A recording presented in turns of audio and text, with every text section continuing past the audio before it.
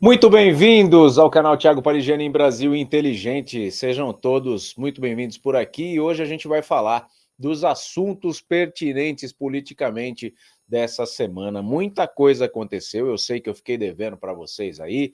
Teve o caso do Gritzbach lá no aeroporto, assassinato. Teve aí a questão do homem-bomba. Que homem-bomba? Homem-bomba com fogos de artifício, mas é cada uma que a gente tem que ver.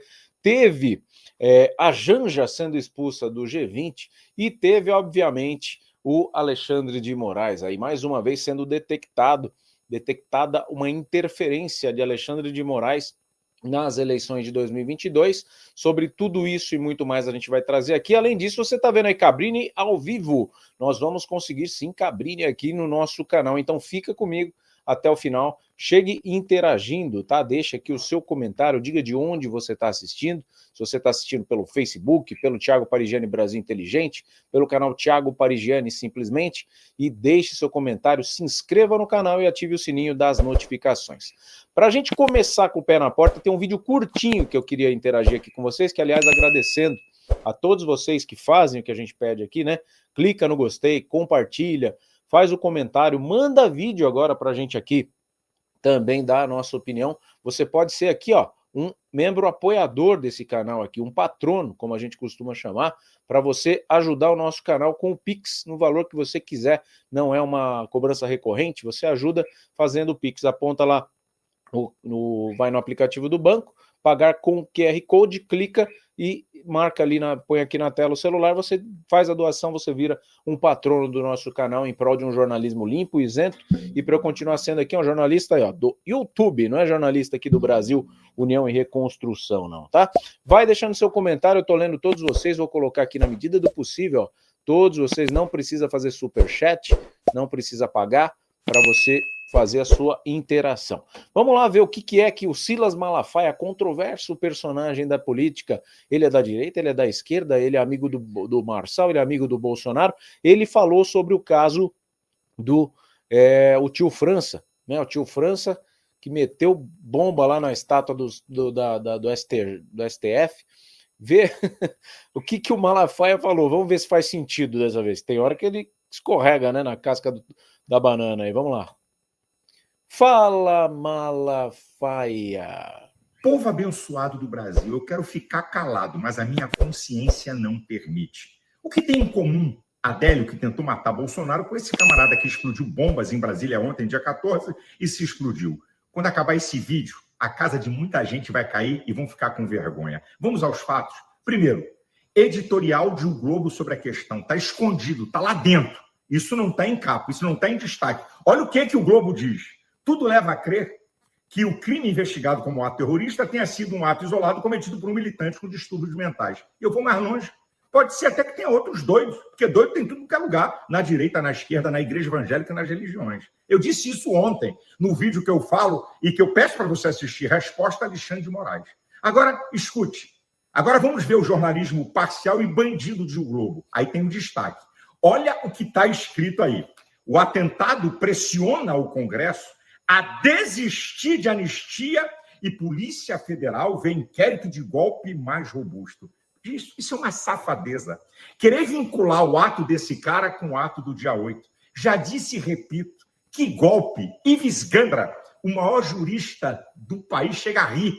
E não existe golpe em lugar nenhum do mundo sem poder de armas. E golpe é para destituir o poder constituído. Quem tentou derrubar Lula? Dona de casa, faxineira, homem sem nenhuma arma. Isso é uma farsa. Isso é perseguição política. Gente inocente sendo tratada como subversiva e terrorista. Isso clama aos céus, minha gente. Isso é uma vergonha. Agora, olha a jornalista cretina e inescrupulosa do Globo. Olha o que essa mulher escreve. O terrorista, né, explode a farsa de anistia. Ela tenta vincular Bolsonaro com esse ato de ontem, dizendo que ele é o líder maior. E olha, ela põe a foto de Bolsonaro. Isso é jornalismo de mau caráter, de cretino, de esquerdopata que tem lado. Aí vem Alexandre de Moraes, meu Deus do céu, dizer ele não agiu sozinho. Aí vem o chefe da Polícia Federal, capacho de Lula, na mesma toada. Não, isso ele não agiu sozinho. Aí vem Barroso, Barroso, cala a boca, Barroso. Nós sabemos quem você é esquerdopata de carteirinha, você foi defensor do terrorista assassino César Battisti e libertou ele. E aí a coisa ficou feia, ele foi para a Bolívia, foi extraditado para a Itália e cumpre prisão perpétua. É para esse que tem anistia? Barroso, você tem lado. Você disse, nós derrotamos o bolsonarismo. Se isso aqui é um país sério, você tomava um impeachment. Um ministro do STF que tem lado? Cala a boca, você não tem moral para falar nada. Essa aqui é a verdade, minha gente. Agora, vamos para o caso do Adélio? Bem, se esse cara que explodiu bomba não agiu sozinho, o Adélio muito menos. Quem é a alma bondosa que pagou advogados caríssimos? 4 advogados que chegaram de avião particular em Juiz de Fora. Quem pagou o hotel dele? Ele foi 7 anos do PSOL. Eu não estou acusando o PSOL, mas a sua ligação com a esquerda não via a grande imprensa exigir investigação para dizer que tinha vínculos com outros. E se o Supremo Tribunal Federal está tão ávido por justiça, manda a Polícia Federal reabrir o inquérito dessa vergonha e desse absurdo. Agora, para casa cair de vez. Esse cara que se matou e explodiu bombas, ele pertencia ao PL em 2020. Foi candidato, teve 98 votos. Bolsonaro ainda não era do PL. E agora ele mandou nas redes sociais, está aí, ó, críticas a Lula e a Bolsonaro. Gente, isso é uma vergonha. Eu vou aqui usar a minha fé. Eu vou usar a minha fé. Deus, em nome de Jesus, eu creio. Deus vai exercer juízo e justiça. Vai cair gente grande vai ficar desmoralizada no tempo de Deus. Eu profetizo em nome de Jesus que vai acontecer na nossa nação, porque não é possível tanta injustiça, tanta maldade, perseguição política para incriminar gente inocente. Isso é um absurdo dos absurdos. Fica aqui a minha indignação contra esses fatos. O Malafaia é uma figura, né? Uma coisa ninguém pode negar, ele é um cara muito inteligente, tá? Ele é estudado, por isso ele consegue levar muita gente na conversa, né? Eu, pessoalmente, não gosto, né, da postura do Silas Malafaia, por justamente ter essas questões religiosas aí, muito envolvidas a enriquecimento, e isso me mexe um pouco, né? Eu acho que ninguém pode brincar com a fé de ninguém, principalmente usar, como diz aqui, né, o Evandro Trindade, né, pastor cretino que enriquece pela fé alheia. Mas não é o cerne da questão aqui, que a gente está falando de um fato que aconteceu, que a esquerda está querendo usar como se fosse a direita no caso do Adélio, né, falando que o tio França não agiu sozinho. Cara, tá mais do que tranquilo isso aí, né? E quando eu vi a primeira vez na Globo News, no dia que aconteceu, dia 14, parecia que era um homem-bomba com colete de bomba, aquelas dinamites, e que foi lá e se implodiu. E que se explodiu, né? Se implodiu se ele fosse um prédio. Ele se explodiu, né? E não foi nada daquilo. O que a gente viu foi um cara completamente desestabilizado emocionalmente, né? Que foi ali, comprou R$1.500 de rojões, pôs um pano numa estátua que talvez tivesse ali umedecido com gasolina ou álcool de posto, não sei, e ficou tentando atirar bombas. E se ele planejou aquilo ali, como a ex-esposa falou, há 2 anos ele pelo menos poderia treinar pontaria para poder fazer direito a cagada que ele queria fazer ali. Porque ele nem para treinar direito, ele não conseguia acertar a bomba na estátua. Ele mandou todas as bombas ruins, ou seja, um sujeito completamente despreparado, né? Não estou incentivando ninguém a ser terrorista aqui, não. Mas se você quer fazer uma cagada, você tem que treinar. Você tem que saber o que você vai fazer, planejar. Ele planejou 2 anos para fazer esse circo aí, né? Então é digno de pena, chega a ser bizarro, chega a ser cômico se não fosse trágico, né? Se não tivesse levado a vida dele. E ele se explodiu sim, cara. Eu fiquei tentando entender por que ele jogou a bomba e talvez enroscou nele ali e ele caiu. Não, ele caiu e ficou com a bomba do lado da cabeça dele. A pessoa suicidou com um rojão na frente de câmera para querer ser um mártir. Depois tinha publicações dele na internet, né? E aí tá mais do que claro para a gente também que o Adélio não agiu sozinho. Isso aqui é um consenso aqui no canal ou alguém discorda de mim? Depois do áudio que a gente trouxe na quarta ou na quinta-feira, né? A feriado foi na sexta. Depois do áudio que a gente trouxe na quinta-feira, que vai entrar em corte aqui, que vazou, né, do Clênis, conversando com ele, que ele cochicha no ouvido do Clênis, quem mandou ele matar o Bolsonaro. Depois do vídeo que vaza ali, com ele falando, fiz porque me mandaram. Esse cara ninguém mandou, ele surtou politicamente. Ele comeu o veneno da política e ele foi lá tentar fazer atentado contra uma estátua. Né? Louco, maluco. E assim como você não vê a esquerda falando muito do caso Adélio, quando você vê falando que a facada foi falsa, você está vendo a esquerda agora querendo levantar a bandeira que ele era um bolsonarista inveterado, que ele era do PL, e nisso o Malafaia foi bem, porque ele foi do PL enquanto o Bolsonaro nem era do PL. O Bolsonaro foi candidato em 2018, não estando no PL, ele entrou no PL depois das eleições. Tá? Mesmo porque precisava de um partido, né? Porque talvez ele queria fundar o partido, que seria o 38, se eu não me engano, ele queria fundar um partido, e acabou não dando certo. Mas enfim, essa live não é sobre o Bolsonaro. Vamos lá, virar a página para o próximo tema. Pavinato levou o Pavanato no programa dele, no Faroeste à Brasileira, e aí rolou aquele papo de novo da fraude eleitoral, né?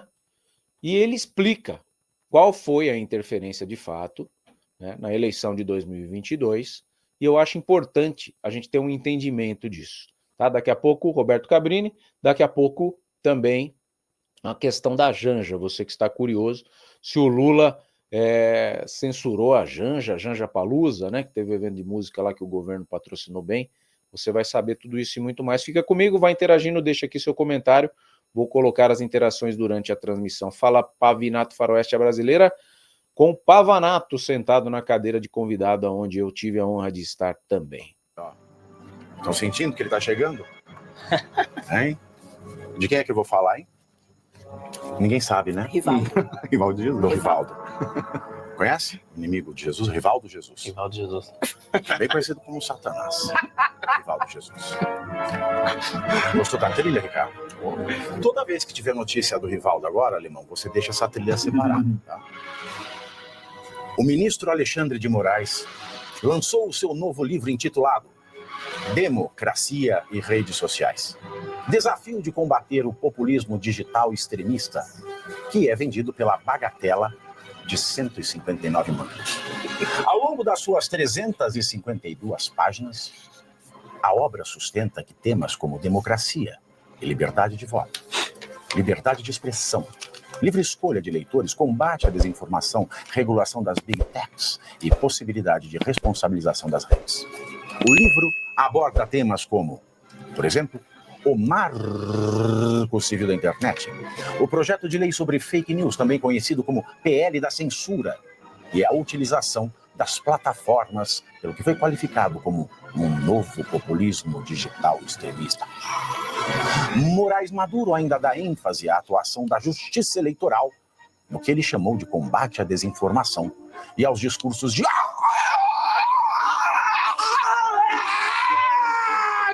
e antidemocráticos. Quem vai comprar o livro? Ninguém? Cara, eu quero comprar, eu fiquei interessada. Eu vou comprar também. Eu vou comprar porque eu... Bicho, compensa você comprar mais. Você vai no Extra, você compra aqueles pacotão de papel neve, você compra 48, sai pelo preço de 20. Vou esperar a promoção de sexta. E o pior ainda, eu comprei aquela construção comentada dele, o papel veio aqueles papel de seda, liso. Não dá nem para usar no banheiro. Pois é. Porque tudo que está escrito ali, ele não faz. Pois é, quem não vai querer comprar um livro de um homem com a cabeça tão brilhante quanto Alexandre de Moraes? Então fica assim, vai ser difícil a concorrência ali para você comprar o livro, mas a premissa principal do livro o povo boicote ao livro do Moraes, como se o brasileiro lesse barbaridade, né?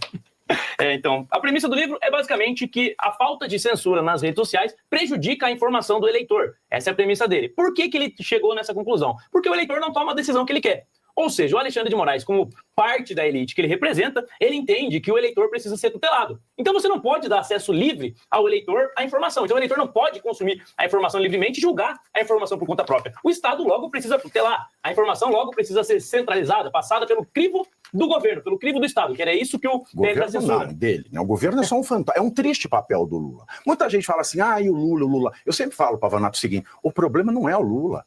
O Lula está num papel triste. Vassalo. E nós sobrevivemos 8 anos de Lula, estamos vivos. Sobrevivemos 6 anos de Dilma, estamos vivos. Sobreviver 4 anos do Lula Gagá, tá engraçado. Exato. Agora, o problema do Brasil não é o Lula. É esta cabeça brilhante. Cabeça brilhante. É rival do Jesus. Pavinato, ou o problema é o Lula, é a fraqueza do Lula, a ausência de uma liderança no executivo. Não, ele colocou o Lula lá. Vale lembrar aqui, eu gosto sempre de repetir, insistir, porque é verdade. A mais lídima verdade, a mais honesta informação. Que a extinta Tupi não fale, pelo amor de Deus. E qualquer outro canal não fala. E que muita gente não fala porque não sabe. Mas eu, na condição de professor, mestre, doutor em Direito, quase livre docente, eu tenho total condição de dizer, amparado pelos meus bons professores de Direito Constitucional, Eleitoral, Civil, Penal, a eleição foi fraudada em 2022. Não se esqueçam que a eleição de 2022 para presidente foi fraudada. E eu não estou falando de urna, porque eu nem chego perto desse assunto. Não chego porque eu não tenho expertise técnica. Então, eu ignoro completamente. O que é fraude? Fraude é você executar um ato burlando a lei. Isso é fraude.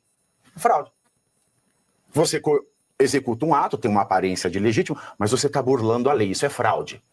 O que aconteceu em 2022? A lei eleitoral diz, o TSE, Tribunal Superior Eleitoral, ele pode regulamentar as normas, as leis legisladas pelo legislador em matéria de direito eleitoral até o dia 5 de março do ano da eleição. Está na lei, 5 de março do ano da eleição. Está na lei. E não é só isso que ele diz. Ele pode regulamentar essas leis aprovadas até o ano anterior, o TSE pode regular até o 5 de março do ano da eleição. E nessa regulamentação ele não pode aniquilar, subtrair direitos que estejam previstos nessa legislação, nem criar penalidades novas. Então nós temos 3 orientações que a lei dá ao TSE. Você pode regulamentar para dizer como é que vai funcionar esse monte de lei brasileira, eleitoral, até o dia 5 de março, sem subtrair, sem falar, perdeu, mané, não amora, tirar o direito, que está previsto na lei, e sem criar novas punições. Eleição de 2022. Chegou no dia 20 de outubro de 2022, me desculpa, dentro do calendário que a gente usa, até que alguém me prove que 20 de outubro de 2022 não venha depois que 5 de março de 2022, eu estou certo, eles estão errados. É simples assim.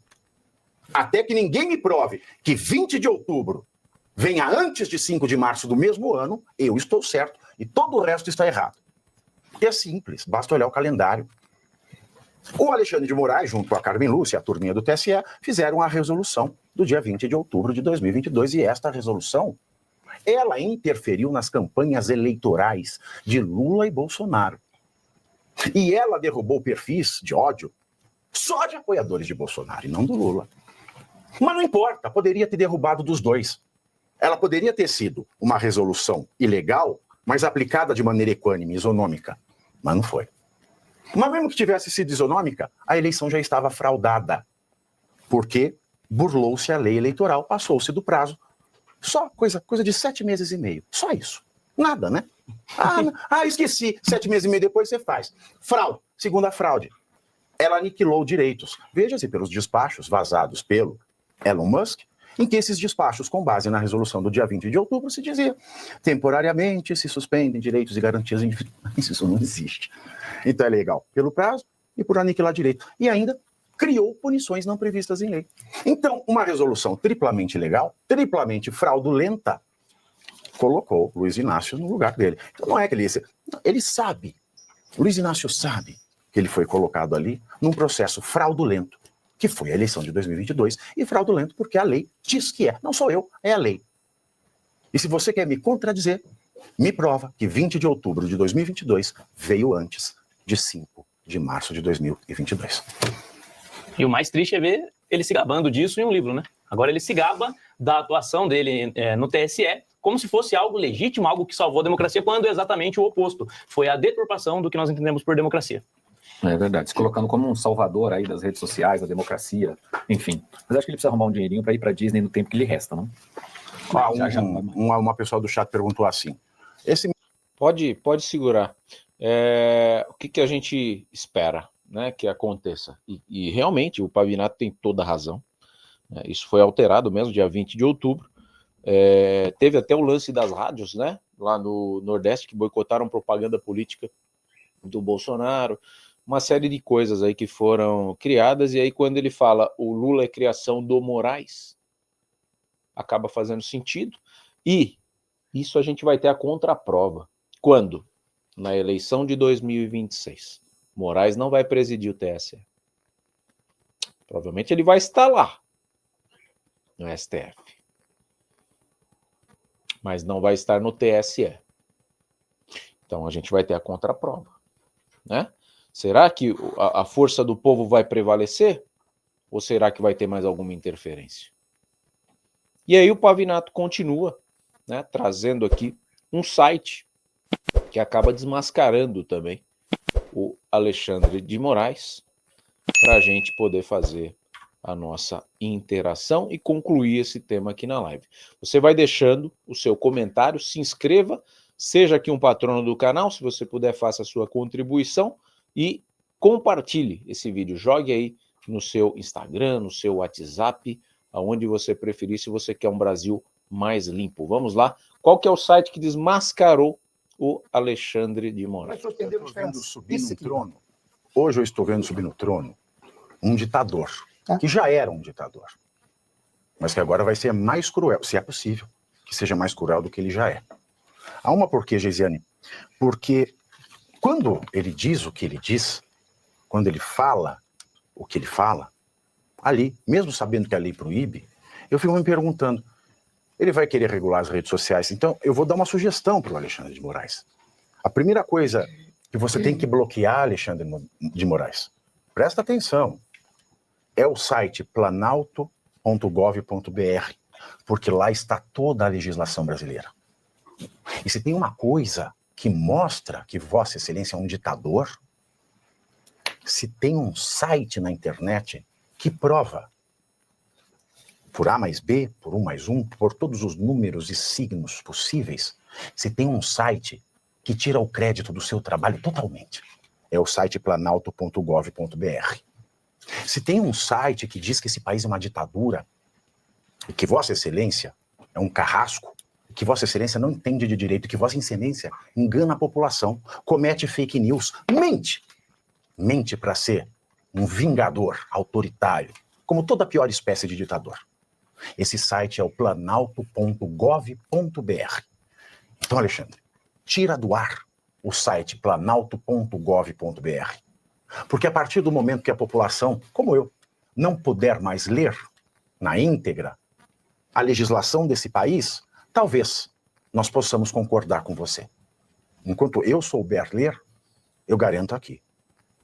O que desacredita, o que destrói, o que aniquila o STF, nem o STF, mostra que o STF é um arremedo e que o verdadeiro está sequestrado, porque vocês, como sem terras, invadiram a sede do STF e ocupam sem ter propriedade alguma. E a propriedade é o notável saber jurídico.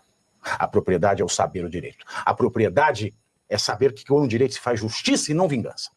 Então vocês são como MST. Sem propriedade estão nesta sede. E a única coisa que tira o crédito de vocês, me desculpe, é a legislação brasileira. Então, vamos cortar todo o acesso da população à legislação, assim talvez vocês possam ter algum crédito. Tem um post, Geisiane, antes de passar para você, que o Deltan Dallagnol fez. É um post ou um vídeo, o alemão? É um post. Coloca aí na tela. Ele não pôs, ele mandou no meu WhatsApp, eu vou pôr aqui. Então, vamos ler aqui. O que o Deltan escreveu. Você transcreveu ou você mandou X? Ou são a mesma coisa? Tá, então vamos lá. Diz o Deltan Dallagnol. O discurso de Moraes é inadmissível do começo ao fim e é absurdo que a imprensa trate isso com naturalidade. Não, não é um absurdo. Primeiro porque não é a imprensa. É porque são os herdeiros da imprensa. Um homem de imprensa teria vergonha de tratar isso com naturalidade. Agora os herdeiros não, eles só não querem perder o dinheiro. E dinheiro na mão, calcinha no chão. Corrigindo o que Deltan, me desculpe, mas é para deixar isso bem claro. Não são os homens de imprensa que tratam com naturalidade. São os herdeiros que não têm vocação para a imprensa e só não querem perder a boquinha. Mas continuando aqui ao post do Deltan. Segundo informação da própria imprensa, Moraes será o juiz relator da investigação e, portanto, jamais poderia comentar publicamente sobre o caso, desta forma antecipar opiniões. O que eu acabei de falar aqui. Pior do que isso, como que o ministro já fala de forma tão segura sobre o que ocorreu menos de 24 horas depois do caso, quando a investigação mal começou? Como Moraes pode afirmar a respeito das causas e contexto dos fatos e ainda culpar as redes sociais e a liberdade? Pois é. Falar que os réus do 8 de janeiro precisam ser punidos porque a impunidade vai gerar mais violência só pode ser uma piada de mau gosto. O STF é o maior garantidor da impunidade dos grandes corruptos do Brasil e não tem moral alguma para criticar a impunidade brasileira, considerando o papel que o próprio tribunal tem exercido na blindagem de criminosos de colarinho branco. Não só. Alexandre de Moraes devia entrar para o livro do recorde. Ele é o maior criminoso na modalidade crime de abuso de autoridade em pseudo-países democráticos. Tá aí. Olha, bom, primeiro que a gente já imaginou que, quando saiu a notícia, nós já imaginamos que isso aconteceria, que eles fariam essa relação com o 8 de janeiro, que eles fariam a relação com o bolsonarismo, justamente porque o cara se candidatou em 2020 pelo PL, chama atenção aqui que em 2020 ele recebeu 98 votos. Ó, então, o Valdemar Costa Neto, só para incluir aí para você, que é presidente do PL desde sempre, disse em entrevista à CNN que o homem que morreu não era conhecido pela cúpula, e que as atitudes tomadas por ele não têm relação com grupos do 8 de janeiro. Aspas para o Valdemar Costa Neto, não conhecemos a pessoa, ele foi candidato em 2020, estão querendo juntar com o 8 de janeiro, não tem nada a ver, Bolsonaro nem estava no PL em 2020. Ele não é conhecido nem no bairro dele, no meu bairro tem mais de 98 pessoas que moram lá, nem no próprio bairro ele era conhecido para uma pessoa receber 98 votos. Então o primeiro ponto é esse, a gente já sabia que isso aconteceria e não sabíamos que isso aconteceria porque nós vivemos uma ditadura. Essa ditadura é instaurada pelo judiciário, não porque o STF tem que deixar de existir, não porque nós não acreditamos no sistema jurídico.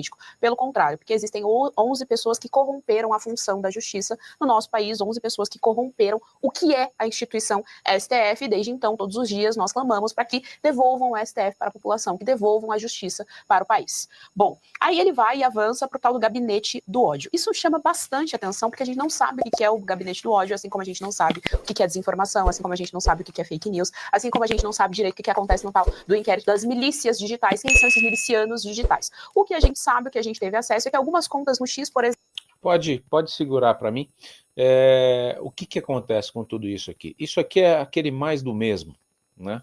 É o derivativo da censura que ele veio falar agora, que ele tem que censurar as mídias sociais, pegando um pouco aquele discurso que a Gleisi Hoffmann trouxe, né, de que se não censurar, a esquerda não existe mais. A esquerda não existe mais faz tempo, Gleisi Hoffmann. Não é culpa da rede social. É culpa da inteligência da população, é culpa da acessibilidade da informação a essa população que antes era manipulada por veículos de imprensa subornados por vocês, que colocavam lá patrocínio União e Reconstrução, Brasil um país de tolos, né? Ah, não, era um país de todos. E aí vocês cegavam a população mostrando um Brasil que funcionava no Fantástico, no Jornal Nacional. Só que nem essa grande emissora poupou a Dilma Rousseff quando ela começou a fazer improbidades administrativas e caiu. O que eles não contavam é que entraria o Bolsonaro, que não daria verba para a Rede Globo. E o grande medo da Rede Globo não é a direita no poder, é o Bolsonaro no poder. Porque se o Bolsonaro entrar, provavelmente, talvez, né, ele possa fazer diferente, mas provavelmente, talvez, ele faça o mesmo. E aí corte a verba da cultura, corta a verba da Rede Globo, assim como ele cortou de todas as emissoras, só que a que é mais dependente da verba do governo é a Rede Globo. Ou vocês não acharam estranho ter demitido o Faustão no meio do caminho? Não tinha dinheiro, né? Quantos artistas grandes saíram da Rede Globo na gestão do Bolsonaro? Então esse é o grande medo da Rede Globo, não a volta da direita, a volta do bolsonarismo, né? E se o grande representante da direita for o Bolsonaro, em concorrência ao Lula, nós não vamos ter que escolher muito. A pessoa que não quer mais do mesmo, ela vai ter que escolher o Bolsonaro. Eu, sinceramente, acho que temos outras lideranças. Nós temos a chance de ter um Nicolas Ferreira. Ah, é muito jovem. Cara, eu acho que ele está mais do que preparado. Eu acho que ele está mais do que preparado. E a gente quer o Nicolas aqui nesse canal também, para ter mais certeza ainda do que eu estou falando aqui. É sensato. Fez a liga agora, quando começou a brigar Malafaia com o Marçal. Fez a liga. O cara é maduro, sabe? Sabe jogar o jogo político, tá ali dentro, Tem umas fanfarronices ali, o caso da Nicole ali, que ele fez, tudo mais. Agora virou pai. A cabeça do ser humano, quando vira pai, muda, amadurece. Quando ele fez a Nicole ali no palanque, lá ele não era pai ainda. O Nicolas, para mim, ele é o cara mais do que pronto para ser o nosso presidente. Seria o presidente mais jovem da nossa história. E tenho certeza que seria um grande presidente. Mas se for o Bolsonaro, não teremos escolha. Vai ter que ser o Bolsonaro. Ah, eu não gosto do Bolsonaro. Tá? Você quer o Lula? Poxa, não tá difícil de escolher, né? Então vamos lá? Vamos pro G20, para a gente chegar com o Cabrini no final. O que aconteceu no G20? Ai. Gustavo Gayer vai contar para a gente o que aconteceu, que a Janja mandou mais uma inacreditável. Mas a Janja está tendo um péssimo domingo. Depois daquela gafe de ontem, não a gafe, aquela atitude absurda por parte de uma primeira-dama, xingar o ministro dos Estados Unidos usando um termo que em inglês é muito ruim, é muito feio. É um vai se... Quem faz uma coisa dessa, gente? Eu não sei, é uma pessoa de muita pobreza espiritual mesmo. Mas tudo bem. Janja vai lá, gasta 30 e tantos milhões de reais para fazer o seu evento, Janja Palusa, para fazer o G20 social, e aí ela vai lá e solta uma porcariada dessa, essa verborragia. Pegou muito mal, mas pegou muito mal mesmo. Não só para o Elon Musk, para o Donald Trump. Líderes dos outros países começam a falar, uai, peraí, isso é a primeira-dama do Brasil falando algo dessa forma, dessa baixeza? Pegou mal e aí começa a repercussão, né? Fala de Janja sobre Musk, irrita o governo e frustra diplomatas. É certo, diplomacia com os Estados Unidos agora foi pro buraco mesmo. Primeiro, porque o marido da Janja disse que o Donald Trump era nazista e fascista, isso antes do resultado das eleições, quando ele jurava que quem ia ganhar ia ser a Kamala Harris. Aí vai, depois que ele já se elegeu, aí o Lula percebeu que fez besteira, fez um tweet meio que pedindo desculpas, colocando o rabinho entre as pernas. Aí vai a primeira-dama e solta um fuck you, Elon Musk. Pegou muito mal. Ao ponto que o Lula teve que ir na sequência e basicamente dar uma reprimenda na Janja, né, na frente de milhares de pessoas. A gente não deve ofender ninguém, diz Lula após xingamento de Janja. Censurou a Janja. Cadê as feministas? Cadê as feministas para ir lá e dar uma bronca no Lula? Porque o Lula está censurando a Janja. E aqui está a Janja vestida de sofá, aqui, ó, do lado do Lula, como vocês podem ver. Só que aí a situação ficou a seguinte, cara, deu ruim para ela. Depois de xingar Musk, Janja cancela a participação em evento. Lembrando, a Janja pegou meu dinheiro, seu dinheiro, através das estatais, Petrobras, Banco do Brasil, BNDES, para fazer um super evento. Um evento para poder projetar a Janja, que foi o Janja Palusa e esse G20 social. Beleza, tudo bem. Se fosse um dinheiro bem gasto, quem poderia reclamar? Vai acabar com a fome? Não. Vai acabar com a fome só da lacrosfera, dos artistas que cobram milhões, 30 mil para aparecer. Então, o grande sonho da Janja é justamente subir nesses palcos e falar as besteiras que ela sempre fala. Mas ela gosta de ser o centro da atenção, ela gosta de falar nos problemas do Brasil e como a direita é irresponsável.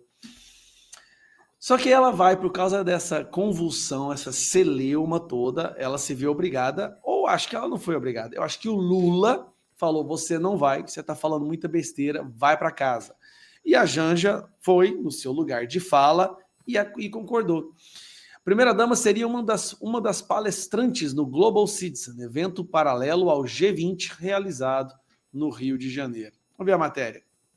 A primeira-dama Janja da Silva desistiu de participar, desistiu não, né? Foi podada pelo Lula, de participar do Global Citizen Now, evento paralelo ao G20, realizado nesse domingo, 17, no Rio, depois de ter xingado o bilionário norte-americano Elon Musk. Ele não é bilionário agora, ele é o ministro de Estado dos Estados Unidos, o principal ministro do Donald Trump. A declaração repercutiu mal no governo brasileiro e foi criticada pela oposição. Foi criticada por todo mundo, mano. Não tem... Peraí. Não tem...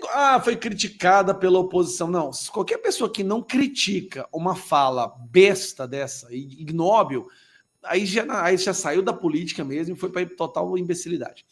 Deixa eu só fazer um parênteses aqui, senão eu vou esquecer dessa parte. A Janja, ela tem um problema mental, tá? Ela se empolga com plateia.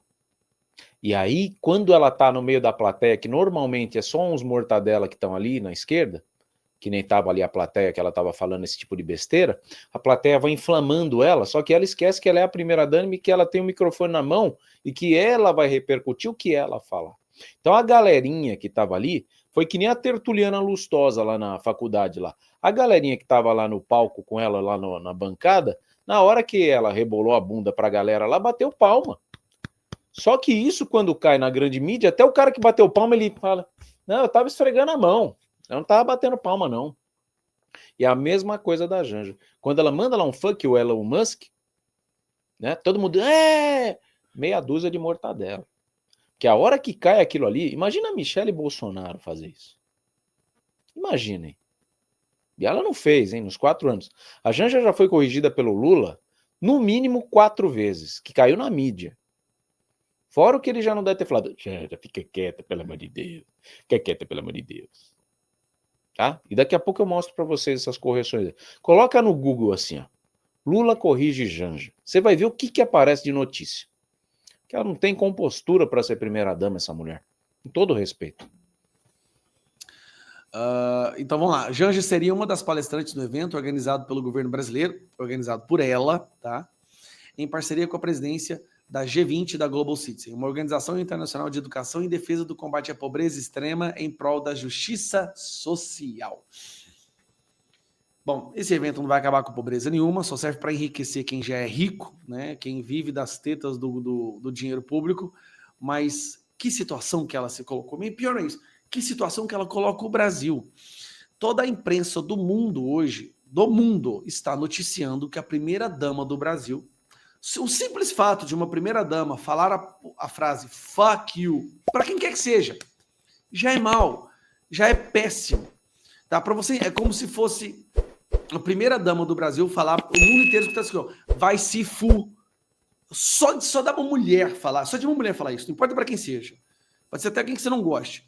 Já é ruim demais. Já mostra um péssimo nível, né? Assim, nível dela, do marido, do governo.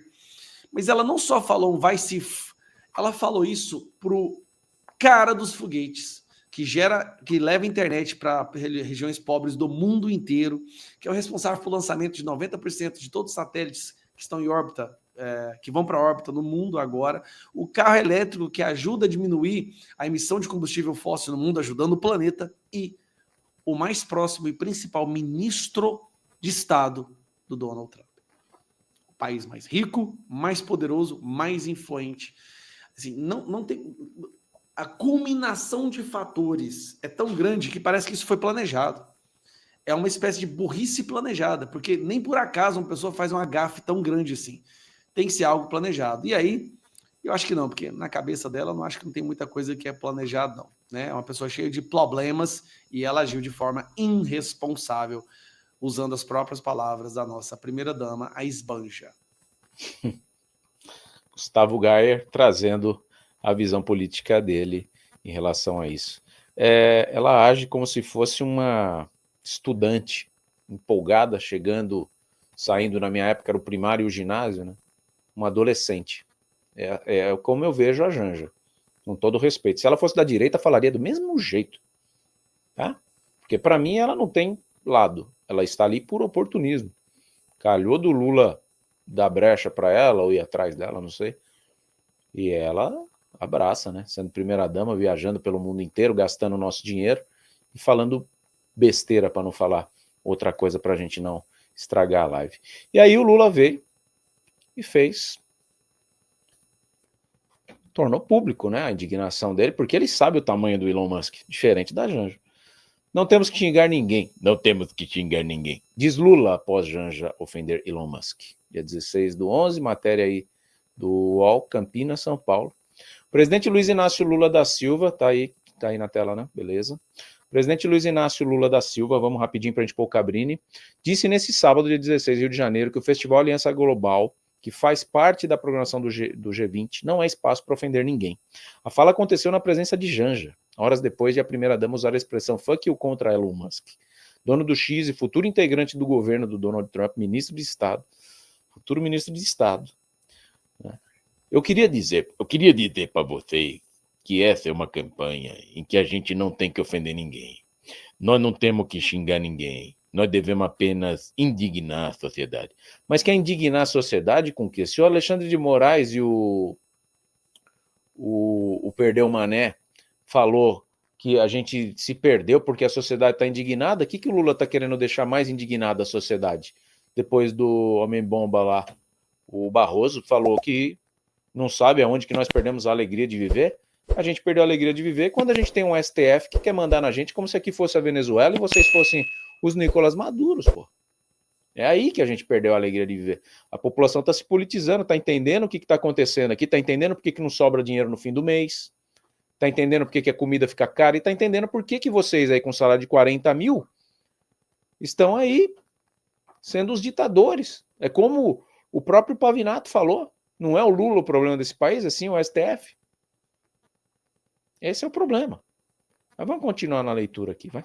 A primeira-dama estava em cima do palco. Já assistiu ao discurso do presidente ao lado da ministra da Cultura, Margarete Menezes, e o cantor Gilberto Gil, que já foi chefe da mesma pasta em outras gestões. Durante a frase, Janja manteve a mesma reação que estava desde o início do discurso. O semblante de um sorriso permaneceu em grande parte do discurso de Lula. Fuck you, Elon Musk. Mais cedo, durante o evento G20 social, a primeira-dama xingou o empresário quando fazia uma crítica a fake news. Janja mandou o Musk se fuck, né, em inglês, durante painel voltado à ampliação da participação de atores não governamentais nas atividades e nos processos decisórios do G20.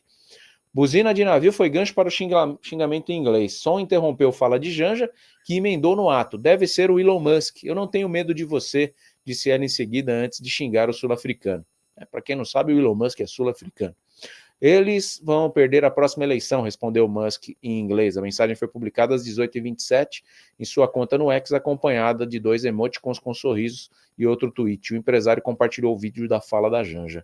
Musk chefiará o Departamento de Eficiência Governamental dos Estados Unidos. Ele foi indicado para a vaga por Donald Trump, que foi eleito presidente dos Estados Unidos recentemente. O empresário é dono do X, apontado hoje como um dos principais ambientes digitais de difusão de desinformação e outras empresas de tecnologia e outras áreas. Então essa é a treta da Janja, né, que foi causada de graça, né, de graça.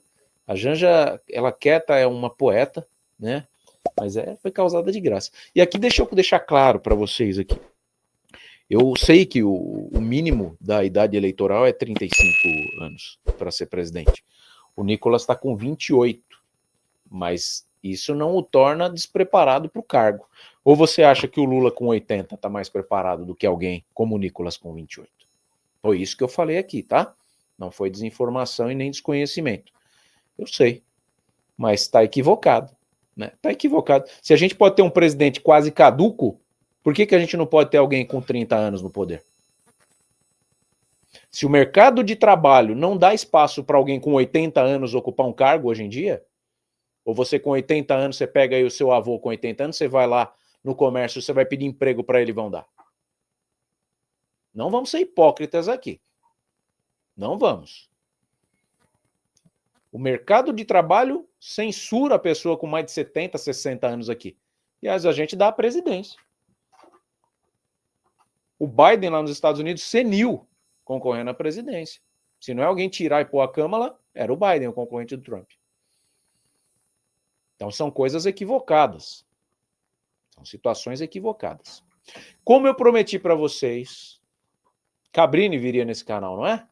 Quem gosta do Cabrini aí? Olha, em vez de você falar para mim do Cabrini. A gente está atrás do Cabrini, você sabe.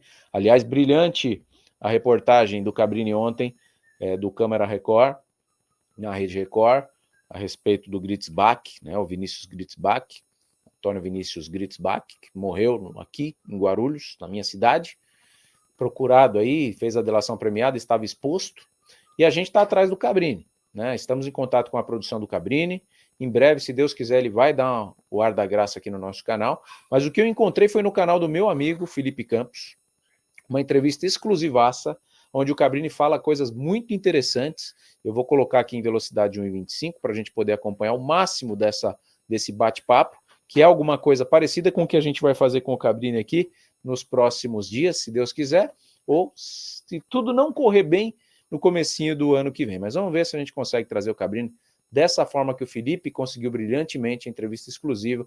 Para você que está querendo o Cabrini aqui no canal, não veio ainda no nosso canal, mas está aqui a entrevista com o meu amigo Felipe Campos e o Roberto Cabrini.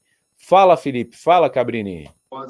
E que foi a primeira, inclusive, que acertou sobre a minha ida à Record, né? Você que anunciou em primeiro lugar há 2 anos, nem sei se você se lembra disso, mas você já sabia das tratativas e você anunciou a tarde sua em absoluta primeira mão a minha ida para a Record. Você lembra disso? Eu lembro, mas faz tempo, faz o quê? Uns 2 anos já, né?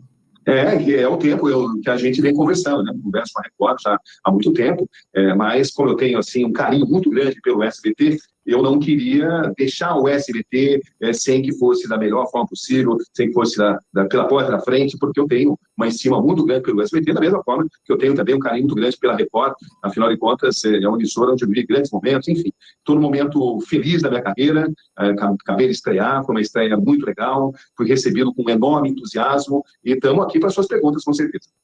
Cabrini, olha, em primeiro lugar, eu te desejo muito sucesso nessa sua nova empreitada, no seu retorno à Record TV, e você pode ter certeza que qualquer emissora que você for trabalhar é só apenas um retorno, porque você faz tanta falta. Quando nós soubemos, logo de primeira mão, que você tinha saído do SBT, primeiro nós fizemos uma campanha Fica Cabrini, que a gente não aceitava a sua saída, porque até então a gente não sabia os trâmites quais estavam sendo, né? Claro. Mas eu quero começar justamente aí. A sua saída te pegou de surpresa ou não? Não me pegou de surpresa. Há um tempo eu vinha conversando com o Silvio, que é uma pessoa para a qual eu tenho enorme consideração. Vivi 10 anos absolutamente maravilhosos dentro do SBT. Ganhamos todos os prêmios. O Conexão Repórter, ele ficou para a história com o programa mais premiado da história do SBT. Ganhamos praticamente todos os prêmios. Eu sou o atual vencedor do prêmio Comunique-se. Eu sou o único cara que ganhou esse prêmio na categoria Repórter fora da TV Globo. Eu repeti isso. Ou seja, isso aconteceu 2 vezes, graças à grande liberdade que eu tive dentro do SBT. Mas eu diria para você que eu me encantei com o projeto do Guerreiro. O Antônio Guerreiro, que é o vice-presidente de jornalismo da Record, é um cara com ideias avançadas, com ideias oxigenadas, e há muito tempo a gente vem conversando. Então, quando eu completei 10 anos de Conexão Repórter, eu achei que era um ciclo importante que tinha se cumprido. Então, não dá para fazer as 2 coisas. Às vezes, se eu pudesse, eu continuava ali no SBT, porque realmente aqui é uma estima muito grande, mas esse convite, essas conversas com o Guerreiro e com a Record, mas a condição básica era que isso fosse feito da melhor forma possível, demonstrando enorme consideração pelo SBT. Com o Silvio, eu tinha uma diferença de opinião, digamos, porque eu achava que o programa tinha que entrar aos domingos, e ele achava que o programa tinha que entrar segunda-feira. Eu sempre defendi a ideia de que o melhor horário para um programa como Conexão Repórter era aos domingos, até porque ele me contratou devido ao enorme sucesso que a gente fazia aos domingos, né? A gente conseguia em médias de 15 pontos, chegamos a ter picos de 20 pontos, ganhamos a TV Globo várias vezes e ganhamos prêmios na época no Repórter Record Investigação, e por isso que ele me contratou, por isso que eu ataí, e ele sempre me disse que eu iria para o domingo. Isso aconteceu depois de um determinado tempo, foi o maior sucesso. Nós acumulamos 3 mil minutos na liderança, conseguimos matérias incríveis, matérias que ficaram para a história, mas por uma questão de programação, por uma questão de decisão dele, ele achava que o dia ideal seria segunda-feira. Eu nunca concordei com isso. Por quê? Por que eu nunca concordei com isso? Porque um programa como o nosso é como se fosse a revista Veja, né? Os nossos competidores, o Fantástico, agora onde eu estou, né, o Domingo Espetacular, que é um programa sensacional, eles entram aos domingos, então não teria sentido eu entrar na segunda-feira, um dia depois, até porque uma das marcas registradas das nossas coberturas sempre foi a agilidade no factual, ou seja, de reagir rapidamente. Então não faria sentido eu entrar um dia depois dos programas semanais, dos programas de revista. Era um ponto de vista muito firme que eu sempre tive. Boa parte da diretoria do SBT concordava comigo, sempre concordava, mas a opinião que prevaleceria seria do Silvio. Ele dizia para mim que isso não era impossível, mas que o momento não daria para acontecer, enfim. Então eu tinha mais ou menos uma decisão tomada de que 10 anos era um ciclo importante dentro do Conexão Repórter, um programa vitorioso, um programa muito marcante na história. Eu tenho muito orgulho em tudo que foi conquistado dentro do SBT, as amizades que eu tenho ali, mas eu achei que era o momento de fazer esse retorno. Eu sentia que em algum momento eu ia voltar para a Record, uma emissora que investe muito em jornalismo, que é uma emissora que sempre fez questão de ter comigo uma proximidade, todas as celebrações do jornalismo, eu era convidado, todas as grandes coberturas que a gente fazia, ele sempre elogiava, a gente sempre teve uma relação de enorme respeito, um respeito mútuo, né? Eram redações irmãs, praticamente as redações da Record, embora eu possa dizer para você que eu tenho muito orgulho de afirmar que todos os lugares que eu estive eu tenho portas abertas, como eu tenho na Band, um carinho enorme pela Band, um carinho enorme pela Globo, onde eu comecei com 17 anos, fui o repórter mais jovem da história da Globo, passei 13 anos na Globo, como correspondente em Londres e Nova York, foi uma emissora determinante, né, para que eu chegasse com autonomia, e nos últimos tempos eu tenho me dedicado muito à posição de editor-chefe, ou seja, de planejar a cobertura, de participar das edições, de escolher as pautas. Claro que em televisão ninguém vai estar sozinho, a gente sempre teve uma grande equipe, eu tenho um carinho enorme da equipe que trabalhou comigo no Conexão. A sua equipe, você trabalha com quantas pessoas? Então, no Conexão eram 20 pessoas, na Record tem uma estrutura maior. Tá, 20 pessoas. Você acha que essa questão da troca do SBT para a Record, você acha que tem a ver também com o seu próprio espírito, né? Principalmente com a questão dos desafios? Porque você enfrenta um desafio toda semana, né? Trazendo essas matérias investigativas que você mesmo disse, como nós sabemos também, que já foram alvo aí de grandes publicações também, e sem dizer que foram premiadíssimas, né? Então, você acha que isso tem a ver com o seu próprio perfil de desafio? Não. Felipe, você é um cara sensível e muito inteligente. Você falou a palavra que me move.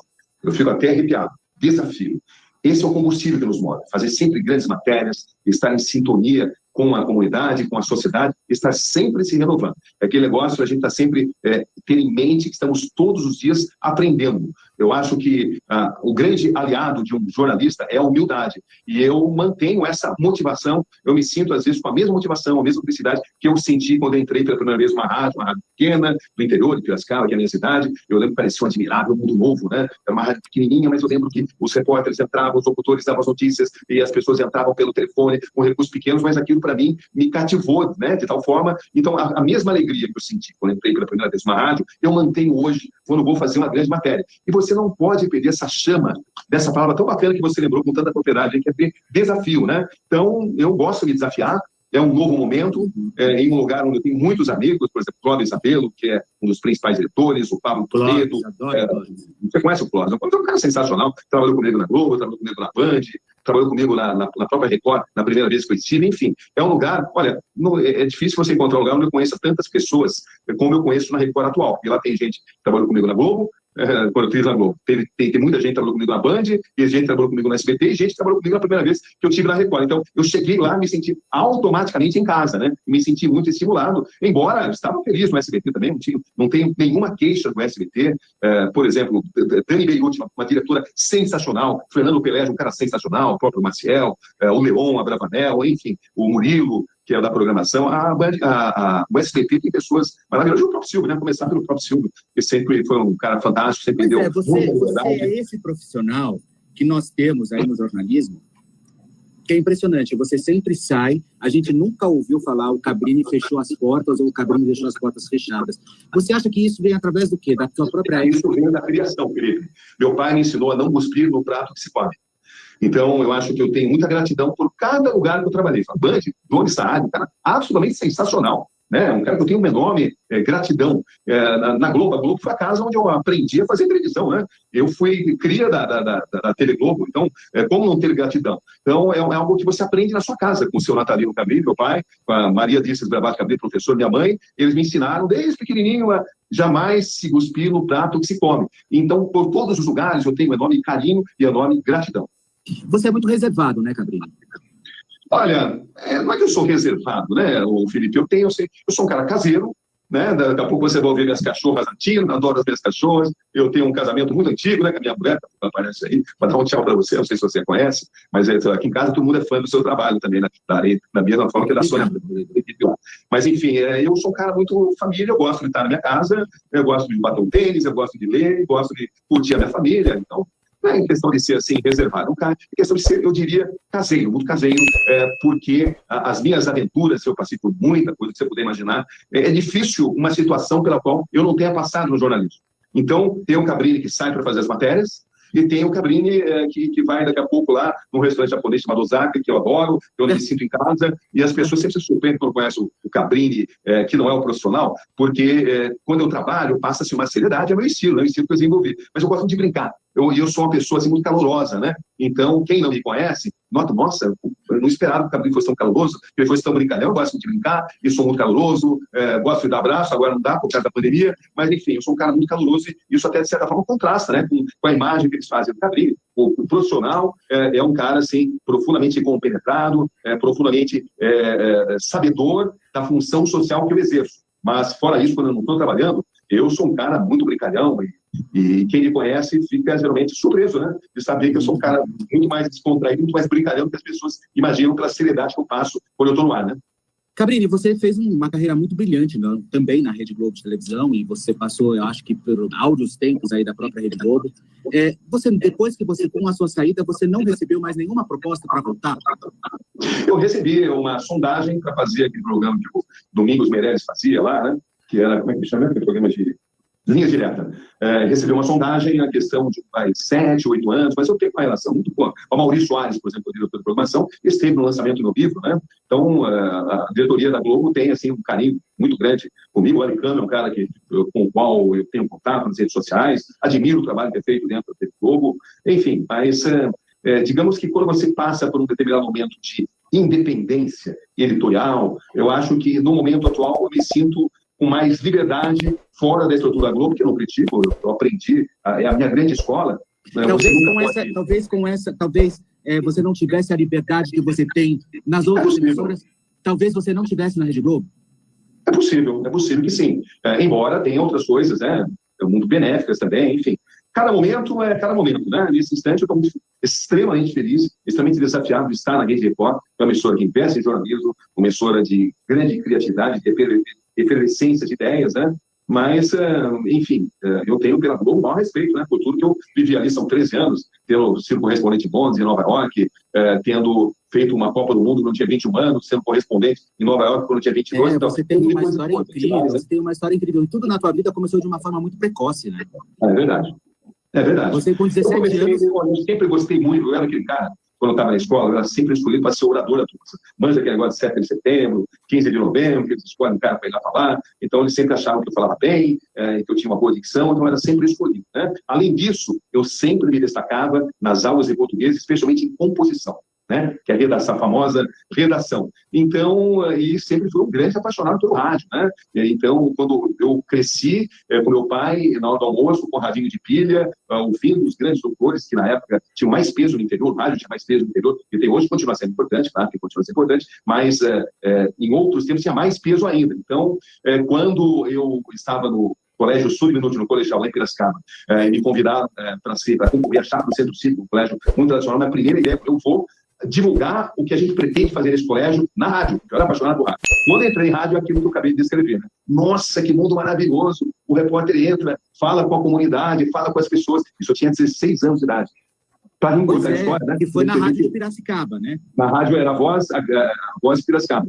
A Rádio Voz de Piracicaba. Em um mês, eu já era repórter da rádio. Em um ano, eu estava na Globo, com 17 anos. Então, as coisas aconteceram muito rapidamente, porque eu me destaquei, eu tive sorte de começar a trabalhar com caras muito habilidosos, caras muito preparados, que me ensinaram as coisas que eu levei pro resto da minha carreira, sempre levei na carreira de gente, como, por exemplo, ser muito objetivo, né? Essa objetividade que eu tenho quando você pergunta, você vê que eu não tenho para falar, que eu falo pra caramba, você tem até que me interromper, deixando que eu fico falando aqui, você pode falar, entendeu? Não. Principalmente quando eu estou batendo papo com um cara tão querido como você. Mas quando eu faço a reportagem, né, com certeza você deve ter notado, uma das minhas marcas registradas é perguntar curto, grosso, direto ao ponto, e olho no olho, sem jamais me distrair, sem jamais perder a atenção com as pessoas, né? Eu sempre digo que um repórter, ele tem que usar técnicas semelhantes a de um comissário de bordo. Chega um passageiro bêbado e o passageiro vai provocá-lo, e o comissário de bordo, com toda a sua ética e etiqueta, vai dizer: passageiro, por favor, queira retornar ao seu assento. Mas não, e o repórter tem que ser da mesma forma. Ele não pode se indispor, o entrevistado, numa matéria investigativa, pode xingar a sua mãe. Você não pode perder o seu autocontrole.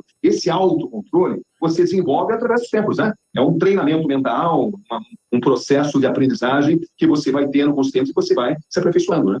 Mas você já teve muita vontade de xingar a mãe de muita gente, né? Opa! Não tem dúvida.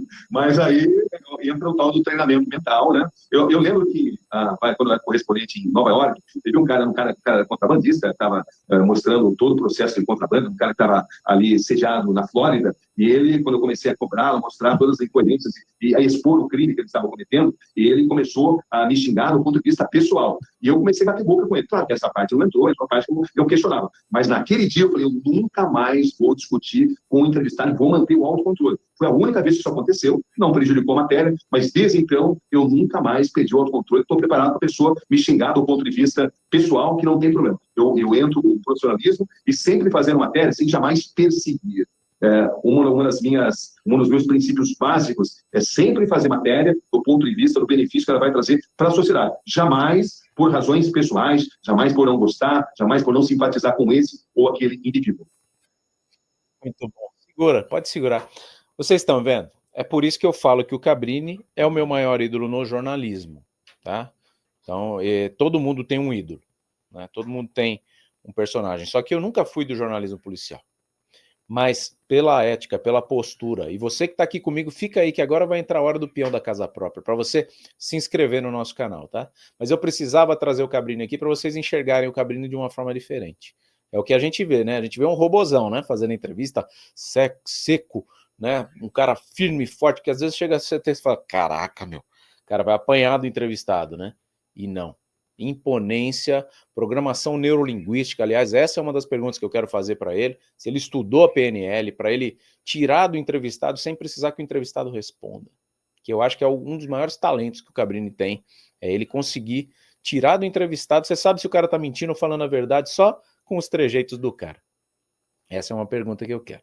Então, para a gente encerrar hoje aqui, se você não se inscreveu no canal A Hora e Vez é agora, só segura um pouquinho, deixa eu pôr aqui as estatísticas do nosso canal para você compartilhar e você poder se inscrever e ver a sua inscrição na hora. Olha aí, ó.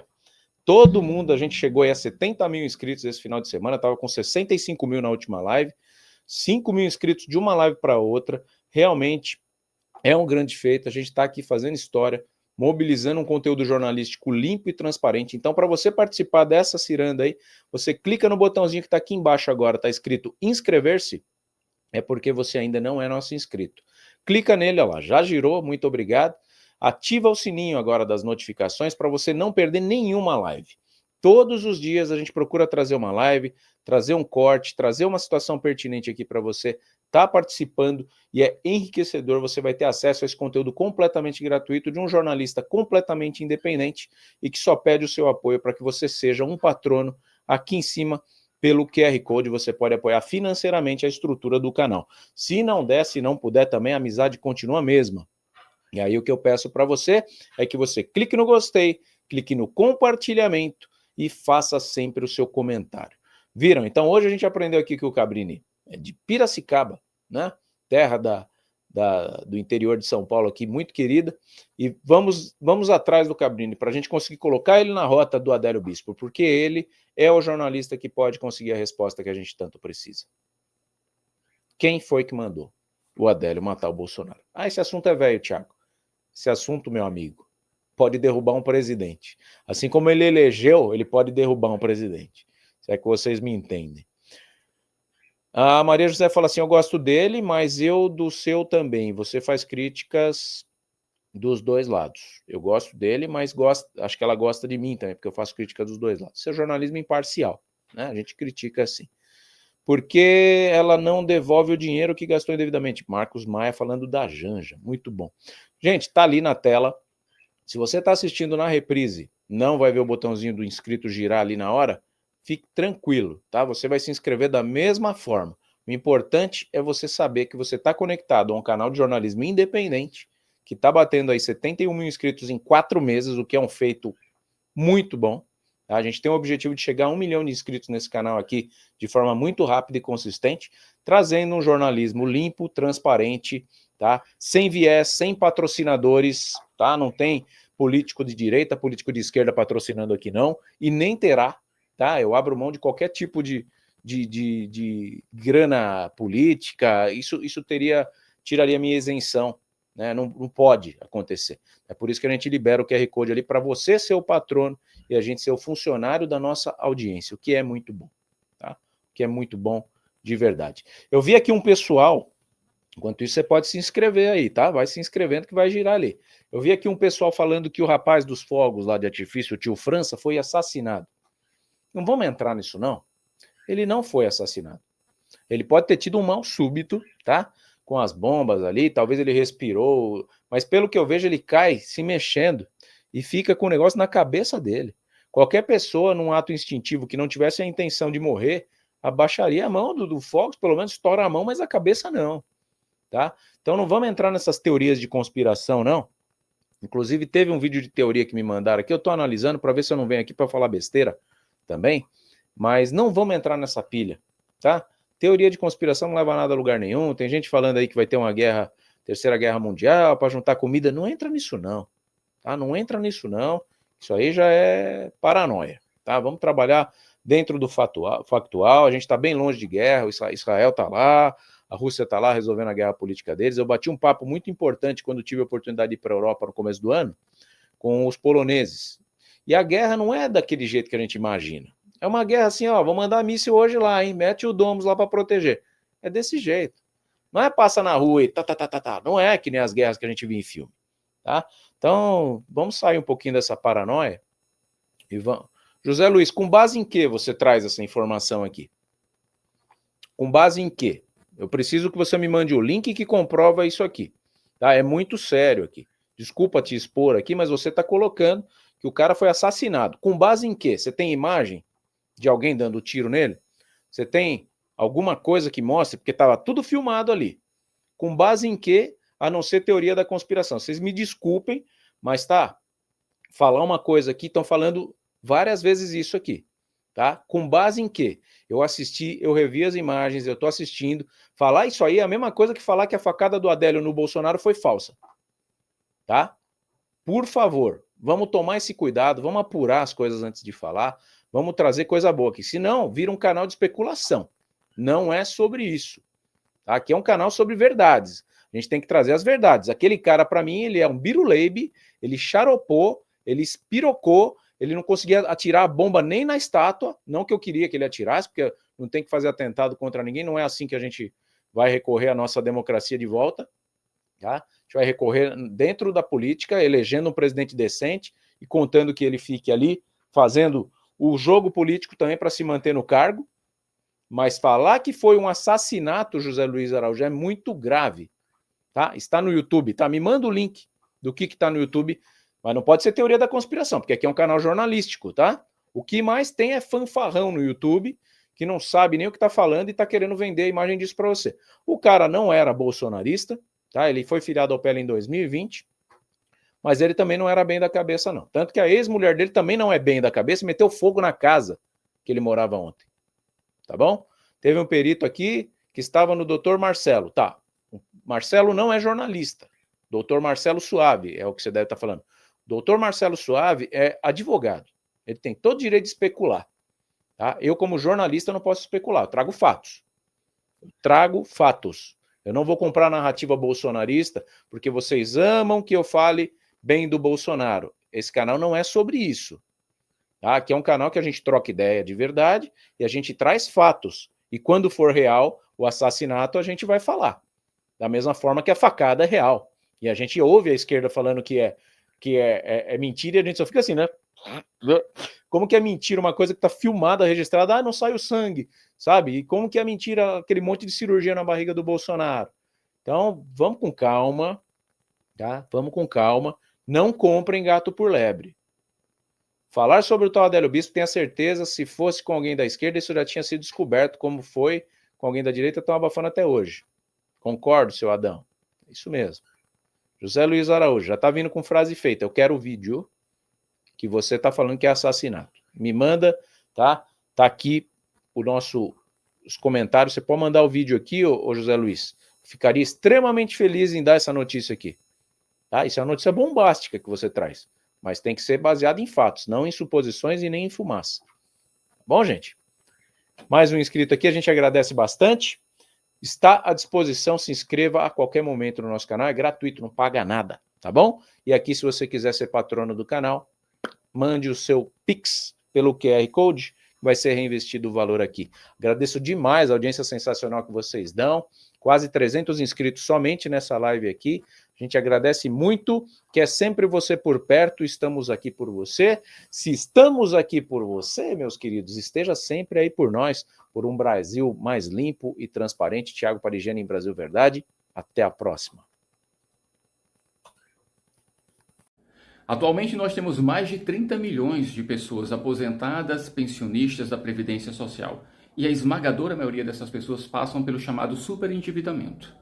Trazendo uma solução prática, rápida e urgente para cada um de vocês, eu, Milton D'Antunes, juntamente com o Thiago Parigiani, em nossa parceria, estamos apresentando para você um manual prático para você lidar com esse superendividamento. Negociar diretamente com aqueles que são bancos, financeiras e que levam boa parte do que você tem de benefício mensalmente.